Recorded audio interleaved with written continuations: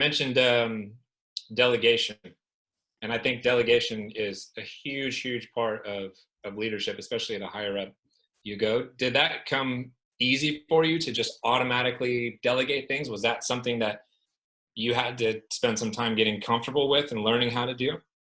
I, I learned delegation in management when I was going from, I was really struggling to kind of get through to that director level job. I'd been a group manager for a very long time.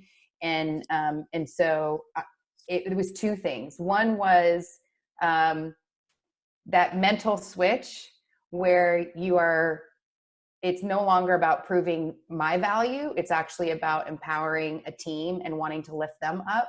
And so I think that was, I drove so hard, wanted to be recognized so long for my accomplishments and, very egocentric.